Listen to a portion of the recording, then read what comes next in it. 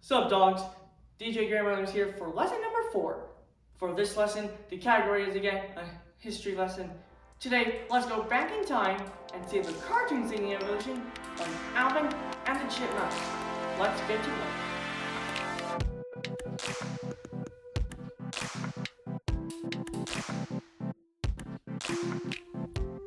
Here's a basic understanding of what the cartoon and movie Alvin and Chipmunks is.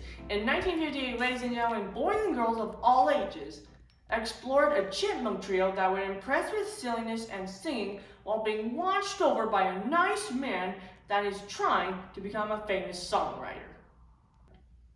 The main guy that created the Chipmunks was Ross Bakatissarian, and he had this crazy idea about creating chipmunks that would actually talk and sing. Let's get started in 1958 when the Chipmunk song was released. The first Chipmunks design was kind of simple. Alvin is the lead singer, and on the album cover for Chipmunk song, his ears were, wait, what? What? It looks like right here he was born with bunions. That's actually weird. Other than the ears, all three look very similar and are wearing silly PJs with letters on them. In 1959 comes Alvin got actual chipmunk ears along with Simon and Theodore. They got brand new clothes and those old PJs are gone for good. I'm so sorry about the blurriness in this album, but for the Chipmunks, they get tuxedos, but their noses are all so creepy because they're pointy though. The famous songwriter Dave Seville on that album I told you, it's called Let's All Sing with the Chipmunks. Ragtime Joe comes by and what the heck happened to Alvin's nose right here? It looks like he was part weasel. Oh my gosh! He's part weasel? Oh my gosh! Oh my gosh! Oh man. 1960 arrives and the Chipmunks got stripes and they get 2 front teeth, which are big. The album has a red, white, and blue vibe because it was a presidential election year. Alvin's orchestra comes by and the ladies are, what? What? Oh my gosh! No! It looks like they are part turkey right now.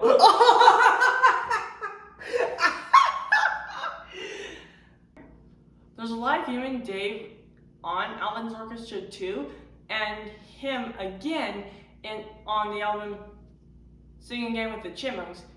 They brought back the stripes on the Chipmunks' faces and Alvin gets an A on his shirt so that Dave can recognize him that's actually Alvin. But for Simon and Theodore, they don't get letters because Dave can tell them apart. 1961 is here and the Alvin show has a new animation style. The style is more rounded and simple with less realistic detail. The Chipmunks are wearing shoes that their feet don't hurt on hard surfaces, I think. It's weird, right? Whenever you need shoes. Simon gets glasses. Alvin's A represents himself. There's a violent, irrational part of these chipmunks. They lost their tails. Oh no. It's like the animators cutting off the tails hard. 1962 and 1963 brings us Christmas with the Chipmunks, and Volume 2 of Chipmunks Christmas comes out. So there's no difference there though. 17 years later, we got another evolution of the Chipmunks on an album called Chipmunk Punk in 1980. Good news about the cartoon design, Alvin gets new shoes and Theodore gets sweatshirt laces on his sweatshirt, but it was kind of unsettling. What? Oh my god! Yes! It's perfect laughing time here. Because Simon and Theodore are wearing now a woman's high heel shoes. But that may give me nightmares. Oh my god, yes! The next album is unique because Alvin is the only character on the cover shown as part of Mount Rushmore Monument because there's like handkerchief right there. The 1987 musical animated feature called The Chipmunk Adventure gives us our first peek at the Chipettes right here. Created by Janice Carmen. Let's meet the Chipettes right now. Let's start off with Brittany, who is the female counterpart of Alvin. She has high fashion hair and ponytails. Jeanette is Simon's complement. She is also portrayed as being smart. Finally, we have Eleanor. Theodore's match is who is likewise crazy and fun. They even have names that end in a similar sound. This double trio has continued to have adventure in 1988 with Born to Rock, which is a heavy metal vibe, which is cool though, because I love the rock star music thingy.